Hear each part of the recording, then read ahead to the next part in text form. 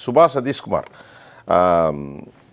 ஒரு பெண்ணிய ஆர்வலர், ஒரு குடும்பத் தலைவி, சக உயிர்கள் பாதிக்கப்படுகின்ற போது இந்த நீதி நமக்கு எப்படிப்பட்ட ஒரு இம்ப்ரெஷன், ஒரு எண்ண ஓட்டங்களை உங்களுக்கு ஏற்படுத்துகிறது? இதான் கேள்வி சார். நான் இதை 2 விதமா பார்க்க விரும்புறேன்.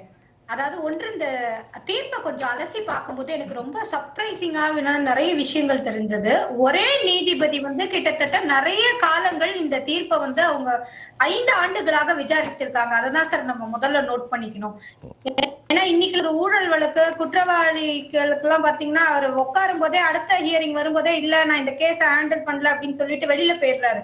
அதெல்லாம் நம்ம நிறைய காலங்கள்ல பாத்துட்டு இருக்கோம். சோ 5 ஆண்டுகளாக ஒரே நீதிபதி இந்த வழக்கை கிட்டத்தட்ட 76 குற்றச்சாட்டுகளில் 66 குற்றச்சாட்டுகள் நிரூபிக்கப்பட்டுள்ளன. 48 சாட்சியங்கள் விசாரிக்கப்பட்டுள்ளன. அடுத்தது சிபிஐ வந்த பிறகுதான் டிஜிட்டல் ஆதாரங்கள்லாம் திரட்டுறாங்க சார். பாதி பெண்கள்லாம் வராங்க. 8 பெண்கள் புகார் கொடுத்திருக்காங்க. அந்த சாட்சி சொல்ல வந்தது 7 பெண்கள் தான். அந்த 7 பெண்களுக்கும் சேர்த்து 85 லட்சம் ரூபாய் இழப்பீடு கொடுக்கப்பட்டது. அதையும் நோட் பண்ணிக்கணும் சார். இவங்க பெண்களுக்கு இழப்பீடு கொடுக்கப்பட்டிருக்கு இந்த வழக்கில். அது ரொம்ப முக்கியமான விஷயம், அரிதான விஷயம். பொதுவா இந்த மாதிரியான விஷயங்களுக்கு எல்லாம் பெண்கள் வெளியில புகார் சொல்ல மாட்டாங்க. ஏன்னா சமூகத்துல நம்மளுடைய பேர் கெட்டு போயிடுமோ, நமக்கு நடந்த போய் நம்ம போய் என்ன போய் கம்ப்ளைண்ட் பண்றது அப்படிலாம் நினைப்பாங்க. ஆனா இந்த கேஸ்ல என்ன நடந்திருக்குன்னா, சாகும் வரை ஆயுள் அப்படிங்கறது பாத்தீங்கன்னா, குற்றவாளி இறந்தால் அவனுடைய சடலம் மட்டும்தான் வெளியில வரணும் ஜெயில இருந்து. மற்றபடி பரோலோ இல்லைன்னா தலைவர்கள் பிறந்த நாளுக்காக அவங்க வெளியே ஒரு நண்பனத்தை காரணமாக அவங்க வெளியில அனுப்பலாம் அப்படிங்கிற மாதிரியான விஷயங்கள்லாம் இங்க செல்லுபடி ஆகாது சார். என்டையர் அவங்களோட லைஃப் ஃபுல்லாவே அவங்க சாகும் வரை ஜெயில், அவங்க சடலமா மட்டும்தான் குற்றவாளிகளுடைய சடலம் மட்டும்தான் வெளியில வரலாம். இந்த விஷயங்கள்லாம் ரொம்ப பெரிய விஷயம் இந்த தீர்ப்புல. கண்டிப்பா இது ஒரு வரலாற்று சிறப்புமிக்க தீர்ப்பு. தமிழகத்தை ஆள்பவர்கள் இந்த தீர்ப்புகளை உற்று நோக்க வேண்டும். இங்கு பாக்கி இருக்கும் பெண்கள் ரீதியான பாலியல் வன்புணர்வு ரீதியான குற்றங்களுக்கு தண்டனைகள் தரும்போது இந்த வழக்க மனசுல வச்சு செய்யணும் அப்படிங்கறத நான் இந்த இடத்துல பதிவு செய்ய விரும்புறேன். இன்னொரு முக்கியமான விஷயம் என்னன்னா, இந்த இடத்துல யாருமே குற்றம் எல்லாம் சொல்ல வர மாட்டாங்க. நீங்க ஒரு இளம் பெண்கள் நயமா பேசி ஏமாற்றி அவர்களுக்கு வலை விரித்து அந்த வலையில் அவர்கள் விழுந்தவுடன் அவர்களுடன் வன்புணர்வு கொள்வது, அதை அப்படியே வீடியோவா பதிடுவது, அதை தாண்டி நான் இதை பாரு நெட்ல விட்டுறேன் பாரு, சோசியல் மீடியால விட்டுறேன் பாரு, பணம் தா நகத்தா, இல்ல திரும்பியும் இந்த குற்றத்தை தொடர்ந்து பிளாக்மெயில் பண்றது. சோ காமங்கிறது எல்லோருக்குமே பொதுவான விஷயம். அது எங்க ஒரு தவறான விஷயமாக போகும்னா, எங்க எல்லை மீறதோ, அது ஒரு கொடூரமான எண்ணம் எப்ப தோன்றுதோ அப்பதான் அது தவறா போகுது. இந்த மாதிரி குற்றம் செய்தவர்கள் எப்படி மக்களோடு மக்களாக சமுதாயத்தில் தகுதி பெற்றவர்கள், இவர்கள் மக்களே கிடையாது, மிருகங்கள் அப்படிங்கறதுதான் என்னுடைய முதல் கட்ட பதிவா நான் பதிவு செய்ய விரும்புறேன். சிறப்பு சுபா. சுபா, இரண்டாம் உங்களுடைய கருத்து சொல்லுங்க சார். இங்க நம்ம சமூகத்துல வாழ்றவங்க குற்றம் புரிய அஞ்சுவாங்க. ஆனா அரசியல், காவல்துறை பின்புலம் உள்ளவர்கள், அதை தாண்டி செல்வந்தர்கள் எல்லாமே குற்றம் புரிவதற்கெல்லாம் ரொம்ப அஞ்சறதெல்லாம் கிடையாது. அரசியல் பின்புலம் இருந்தால் காவல்துறையினர் தங்கள் மீது கை வைக்க மாட்டார்கள் அப்படிங்கிற ஒரு மிகப்பெரிய ஒரு எண்ணம் இங்க இருக்கு. அப்படியே குற்றம் புரிந்தாலும் நம்ம ஈஸியா தப்பிச்சிடலாம் அப்படிங்கிற ஒரு தைரியமும் இருக்கு. இன்னைக்கு குற்றம் சாட்டப்பட்டவர்கள் சென்ற ஆட்சியில இருக்கு 2021 தேர்தல் சந்திக்கும் போது பொல்லா அரசுக்கு பொள்ளாட்சியே சாட்சி அப்படிங்கறத சொல்லிதான் அன்றைய எதிர்கட்சி தலைவர், இன்றைய முதல்வர் தேர்தல் பிரச்சாரத்தை மேற்கொண்டாரு. இந்த ஆட்சியை மாற்றத்துக்கான வழிவகையை இந்த பொள்ளாட்சி வழக்கு பெற்று தந்தது.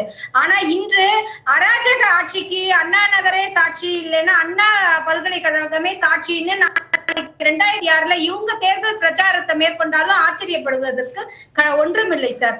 இப்படிதான் திமுகவோட தம்பி மற்றும் அனுதாபி ஞானசேகரன் காலம் காலமாக பாலியல் வன்புணர்வுல ஈடுபட்டு வந்ததாகவும், இதற்கெல்லாம் உங்களோட பக்கபராமல் இருக்குமா, அவருக்கு எப்படி இந்த தைரியம் வரும் அப்படிங்கறதையும் நம்ம எண்ணி பார்க்க வேண்டியதாக இருக்கிறது.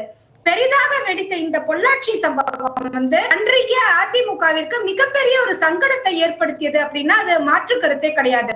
திமுகவாக இருந்தாலும் சரி, அதிமுகவாக இருந்தாலும் சரி, இன்று தன்னை சுய பரிசோதனை செய்து கொள்ள வேண்டிய கட்டாயத்தில் இருக்கிறார்கள். இது போன்ற தான் நம்ம வளர்த்து விடுவதுதான் நம்ம தமிழ்நாட்டோட அடையாளமா அப்படிங்கிற ஒரு கேள்வியையும் நம்ம முன்வைக்கிறேன். ஏன்னா ஒவ்வொரு கட்சியிலயும் இளைஞர் அணின்னு ஒன்று இருக்கு. சோ இந்த மாதிரியான மிருகங்களை தான் நம்ம இளைஞர்களா வளர்த்து வர்றோமா? ஏன்னா அவங்க ஏதோ ஒரு அரசியல் கட்சி சார்ந்த பின்புலமா இருக்காங்க, அதுல டெவலப் ஆகி வரவங்களா இருக்காங்க அப்படிங்கறதையும் நம்ம தொடர்ந்து பார்க்க முடியுது. சார், நீங்க அமைச்சர் செந்தில் பாலாஜியை பற்றி அவர்களை பற்றி பேசுனீங்க. தமிழ்நாட்டுல மட்டும் ஒரு விசித்திரமான ஒரு நடைமுறை ஒன்று இருக்கு. அதாவது அமைச்சர் வந்து ரைடு வராங்க, ரைடு வந்து அவரை கூட்டிட்டு போறாங்க. அமைச்சர் மனைவி வந்து ஹேர்பிஸ் தாக்கல் பண்றாங்க. என் கணவர் எங்க இருக்காருன்னே தெரியல, அவரை பார்த்து கொடுங்க, காப்பாத்தி கொடுங்கன்னு சொல்லிட்டு. ஆனா அமைச்சரோட தம்பி காணோம். அமைச்சரோட தம்பி எங்க இருக்காருன்னு தெரியல. சிபிஐ எல்லாம் தேடுறாங்க. ஆனா அவங்க வீட்டம்மா எந்த மனுவுமே தாக்கல் செய்யல. இதெல்லாம் நீங்க நோட் பண்ணிக்கோங்க சார். அது மாதிரியான நடைமுறை எல்லாம் தமிழ்நாட்டுல மட்டும்தான் இருக்கு. ஈடு தூக்கி போனவங்களுக்கு ஹேர்பியஸ் கார்பஸ் தாக்கல் பண்ணலாம். ஆனா காணாம போனவருக்கு 1 வருஷமா ஹேர்பியஸ் கார்பஸ் தாக்கல் பண்ணல. ஆனா டைரக்டா வராரு, ஜாமீன் வாங்குறாரு, அவர் மட்டும் வெளியில போறாரு. இந்த வழக்கை பார்க்கும்போது இந்த குற்றம் சாட்டப்பட்டவருடைய திருநாவுக்கரசருடைய பண்ணை வீடும் ஒரு இடமா எடுத்திருக்காங்க. ஐபோன்ல இருந்து நிறைய ஆதாரங்களை கைப்பற்றி இருக்காங்க. இது போல சமீபத்துல அந்த கன்னியாகுமரியில காசின்னு சொல்லிட்டு லேப்டாப்ல நிறைய அந்த பாலியல் வீடியோ வந்து உங்களுக்கு ஜட்ஜ்மெண்ட் வந்தது சார். அதையுமே நம்ம இந்த இடத்துல நோட் பண்ணணும்னு நான் விரும்புறேன். சோ இந்த அம்மா என்ன சொல்றாங்க, இந்த திருநாவுக்கரசரோட அம்மா தன்னுடைய அந்த ஆண் என்னவோ ரொம்ப ஒழுக்கமானவரும், இந்த வழக்குல வந்து நான் எங்க வேணாலும் போவேன், எப்படி வேணாலும் போவேன், என் பையனுக்காக நான் வாதாடி என் வந்து குற்றமற்றவன் நிரூபிப்பேன்னு சொல்றாங்க. இவங்கெல்லாம் ரொம்ப வெட்டி தலை குனிய வேண்டும். சொல்கிறேன், குற்றம் சாட்டப்பட்டவர் யாராக இருந்தாலும் குற்றம் குற்றம் தான், குற்றவாளி குற்றவாளி தான். அப்படிதான் நம்ம இதை அணுக வேண்டும். அந்த தாய்க்கு தெரியாது இவ்வளவு பெரிய விஷயம் நடந்திருக்கு, அவங்க வீட்டை எடுத்திருக்காங்க, செஞ்சிருக்காங்க. இதுக்கு மேல இன்னும் என்ன ஆதாரம் வேணும் சார்? 8 பெண்கள் அந்த ஒரு பெண்ணை தவிர 7 பெண்களுக்கும் இதை கொடுத்திருக்காங்க. இந்த மாதிரி எல்லாருமே தப்பிக்கிறாங்க.